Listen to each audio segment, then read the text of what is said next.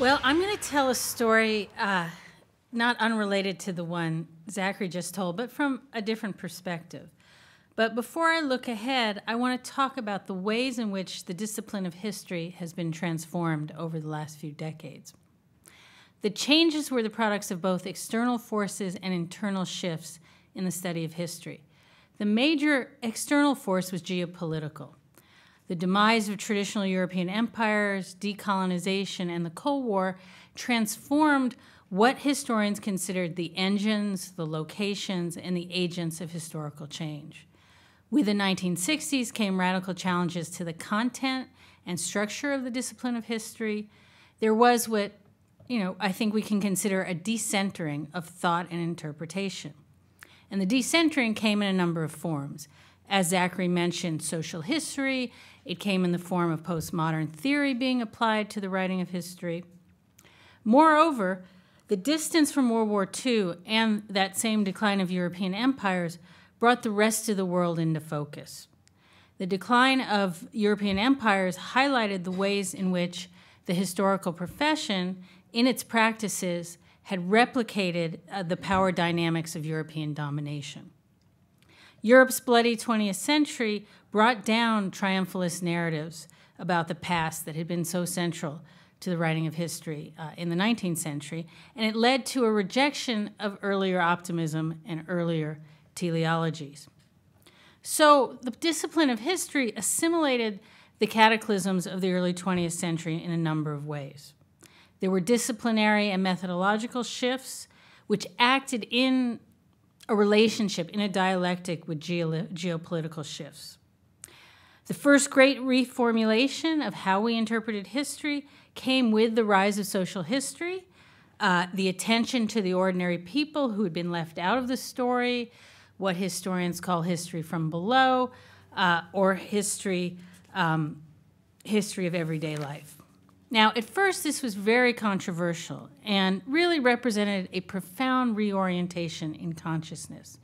It was a revolution in how we understood who a historical actor was. Right? Suddenly, a peasant in France in the 18th century became a historical actor, and a revolution in what we can count as a history-worthy event. Right? Shifts in trade patterns became a history-worthy event. Once inside the academy, social history led to a deep questioning of traditional political and diplomatic history. People started to feel like kings and queens and battles wasn't enough, and maybe it was an oppressive way to view history. This questioning, as Zachary has discussed, pushed people towards new methods and new sources.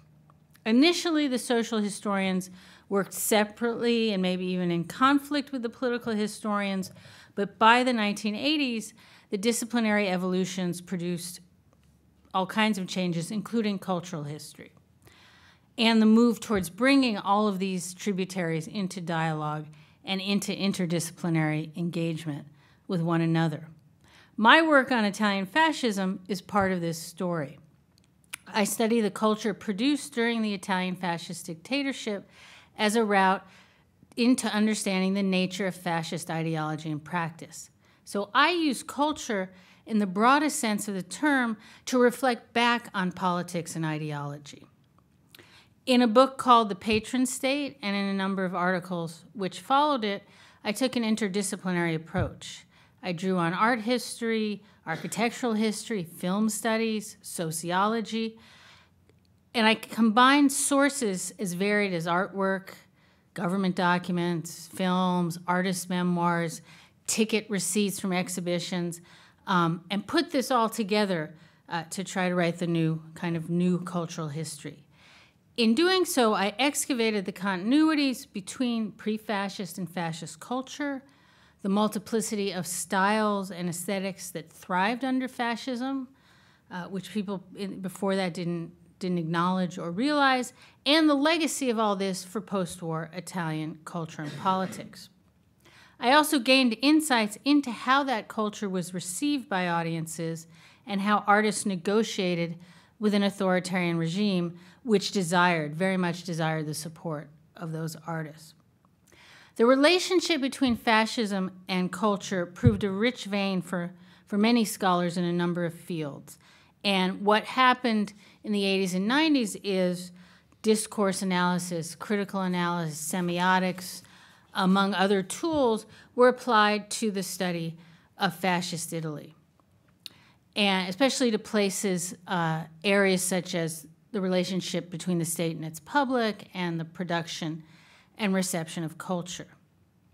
But this subfield, the study of fascism and culture, also suffers from the potential weaknesses of cultural history. And this is part of the controversy of the shifts that have taken place in the study of history. There are many people who critique cultural history as not being real history, as being too superficial, and not getting at some of the big questions that Zachary talked about. And I agree, there are problems, there are limits. There are cases, there are cultural histories written in which a few cultural products, a series of films, for example, are used as evidence for broad contentions about the function and content of something as important as fascism. And in the case of the study of fascism, because the sources were produced under dictatorial and coercive conditions, we must constantly interrogate and be wary of our sources, right? There are other examples of work in this field that are so theory-driven as to be detached from the historical evidence itself, right, and to lose a kind of specificity. And finally, one of the pitfalls in my own field is that some scholars have been so intoxicated by the modernity of some fascist-era produced cultural products, some of these modern buildings or these avant-garde films, that they decontextualize them, and I would argue in some cases even fetishize them. Okay, now in the last decade, these earlier disciplinary evolutions raised additional questions about how to look for historical change. The very assumption that the nation-state would be our focus is in the process of being questioned, leading to another decentering of the historical project and to a questioning of the very designation of fields around nation-states, right? So now we have the rise of transnational history, global history, borderlands history. History is moving towards thematic, cross-national, cross-chronological organization, as in Atlantic World Studies or subaltern studies. The movement away from the nation-state rejects the idea that nations develop in isolation or that they are the primary factors that define identity in the modern age. Transnational history argues for a radical connectedness between various times and places.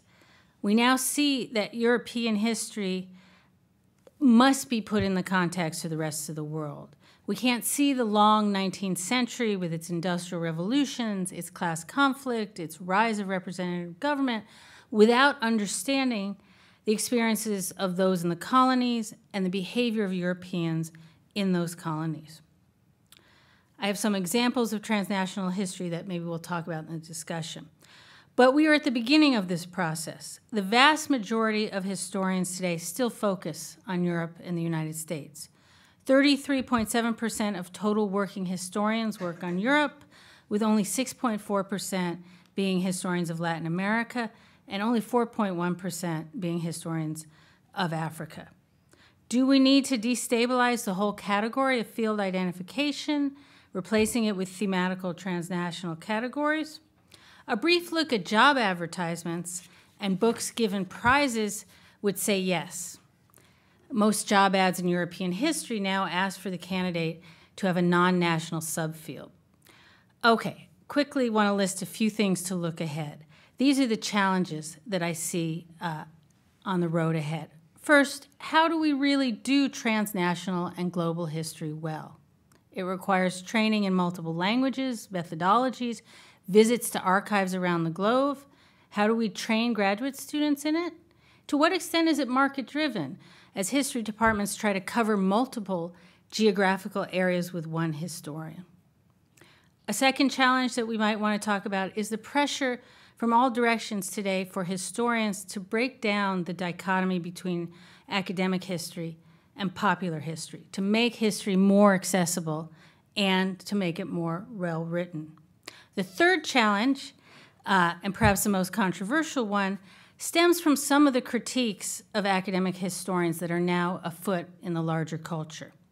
The last few years have witnessed a series of polemics about the way history is taught and written by university professors. The argument is that academic history is too narrow, too negative. The critics cite the ways in which historians focus on the downside of history, slavery, suffering, colonialism, at the expense of the things that count, technology, scientific discovery.